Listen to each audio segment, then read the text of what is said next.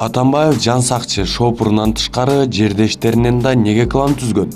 Экс-президент Алмазбек Атамбаев бийликте турган кезде мен үй бүлөлүк кландык башкаруу жана трайбализм менен күрөшүп атам деп эле кайталай берчү эмес беле. Көрсө ал өзүнүн пианный мастерлигини салып, элдин көзүн будамайлай берчү экен. Минтип айткандарыбыздын себеби ал бийликте турганда мамлекеттик жогорку кызматтарга өзүнүн диплому да жок, тажрыйбасы да жок жан сакчысы шопурларын алып келген аз келгенсип, туулуу өскөн Арашан айылынан да майлуу сүттүү кызматтарга жетекчилерди дайындап, жердешчилик клан түзгөн экен. Ал өзүнүн сөздөрүндө дайыма эле коррупцияга каршы күрөшүп атабыз, мен эч кимди аябайм деп эле кыйкыра берчү. Бирок ал бийликтен кеткенден кийин көп жагдайлар ачыкка чыкты.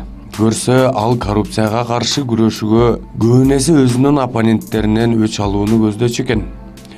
Андыктан Атамбаев коррупция менен тандоо жолу аркылуу күрөшүптүр деп бүтүм чыгарууга толук негиз бар. Ал эми чыныгы коррупционерлер, контрабандисттерди болсо канатына калкалоочу тура. Ошол сыяктуу эле кландык башкарууну жойбой эле тескерисинче күчөткөнү билинди.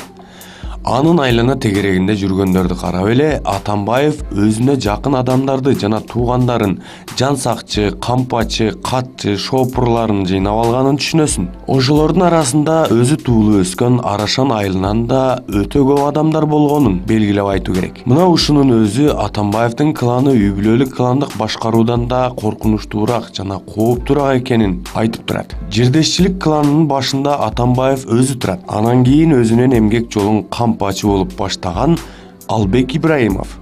Албек мырза Атамбаев бийликке келгенден кийин СЭС Бишкекке, ТНК Дастанга, Манас аэропортуна башчы болгон. Кыргыз Республикасынын президенттик аппаратынын жетекчисинин орун басары да болду. Акыркы ээлеген кызматы Борбор калаа башчылыгы болду. Андан ары коррупцияга айыпталып УКМКнын СИЗОсуна кирди. Турусбек Кояналиев да дал ушул Арашан айылынан болот. Ал Атамбаев бийликке келген күндөн тарта Кыргыз Республикасынын президентинин жана өкмөттүн иш башкармалыгынын жетекчиси кызматын аркалады. Анан 2018-жылдын сентябрында өз каалоосу менен кызматтан кетти.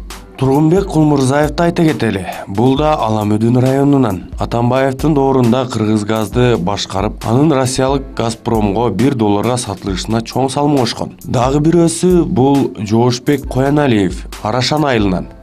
Ал Кыргыз Республикасынын мамлекеттик каттоо кызматынын алдындагы транспорт каражаттарын жана айдоочулар курамын каттоо департаментинин директору кызматын ээлеп жүрдү. Ал айтылган департаментти жетектеп жүргөндө коррупцияга айыпталып жалпы ишмердүүлүгүнө нааразычылыктар көп болгон. Ошондон улам ал кызматтан алынган. Эмир Чукуев да Атамбаев бийликке келгенден кийин ТНК Дастан ачык акционердик коомунун коопсуздук режим жана кадрлык камсыздоо боюнча директорлук кызматына дайындалган. Ал эми ТНК Дастандын башкы директору болуп, ошол убакта Албек Ибраимов отурган. Кийин ал Чукуевди Манас аэропортуна авиациялык коопсуздук жана режим башкы башкармалыгына начальник кызматына алып кеткен. Андан кийин вице-президент, анан аэропорттун жетекчиси болду. Демек Атамбаевдин Арашандык кланы жогорку мамлекеттик кызматтарда жана байманалуу мамлекеттик ишканаларда жогорку кызматтарда иштеп келгенин түшүнөбүз. Анан кантип Ашанын үй бүлөлүк кландык башкаруу жана трайбализм менен күрөшкөнүнө ишенебиз.